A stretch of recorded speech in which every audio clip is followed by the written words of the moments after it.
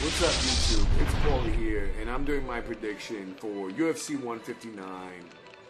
John Jones taking on Chael Sonnen. But one of the fights on the card is Phil Davis taking on Vinny Magalhaes. And Phil Davis is 10-1.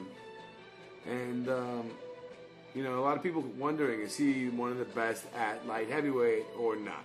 What do you guys think? Let me know.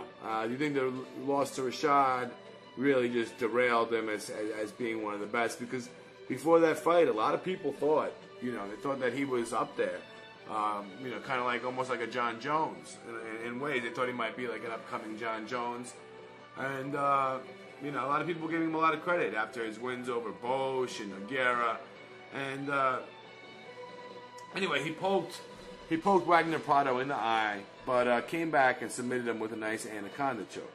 So, you know, he's 28 years old, and he's taking on Vinny Magalhaes, who, if you know him, he just came off a win over Igor Petrich. And he actually got booted out of UFC, and that was his first fight back.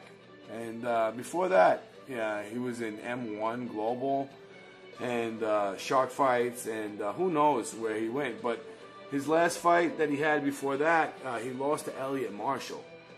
Elliot the Fire Marshall, who's no longer in UFC anymore.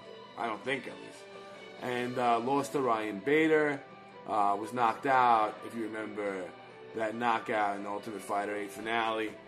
So, you know, that's what happened to him. And he didn't really last too long in the UFC. And he's had a tough road. And I don't really like Vinny Magalhaes. I don't like the way he fights. I think there's some weakness in him. I can't really say what it is right now, but this is a pretty easy one. Phil Davis is going to win the fight. He's going to take him down. And he's going to submit Vinny Magalhaes. So, take it from me, Paulie G. Bet your money on Phil Davis. Later, guys.